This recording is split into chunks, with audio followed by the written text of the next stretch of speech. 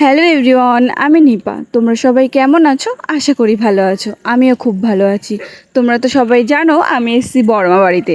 তো এইখান থেকেই মা বিপত্তারিণীর পুজো আমরা দেব। তো তার জন্য কিন্তু সকাল সকাল স্নান করে একদম শাড়ি পরে রেডি হয়ে গেছি।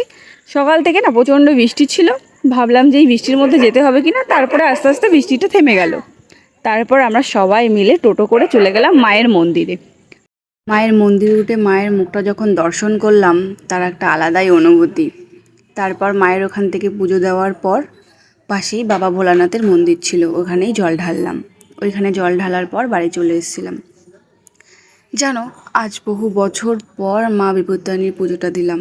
সেই বিয়ের আগে দিতাম, বিয়ের পর আর সেরকম দেওয়া হয়নি। এই প্রথম বিয়ের পর। খুব ভাল লাগছিল সত্যি। তারপর আমরা বাড়ি চলে এসেছিলাম। বাড়ি চলে আসার পর যেই নিয়মটা আমাদের আছে, সেটা যেহেতু উপাস থাকার পর আর ভাত খাওয়া যাবে না, লুচি খেতে হবে। 13টা লুচি একবারে খেয়ে নিতে হবে। এমন নিয়ম আমি আগে কখনো শুনিনি বা করিও নি। এই প্রথম। আগে যখন দিতাম তখন তো লুচি খেতাম, কিন্তু যে 13টা খেতে হবে এমন জানতাম না। দিদি বলল, না না, ছোট ছোট করে 13টা খেলেই হবে, বড়টা খেতে হবে না। তাই বলি যে কী করে সম্ভব 13টা খাওয়া।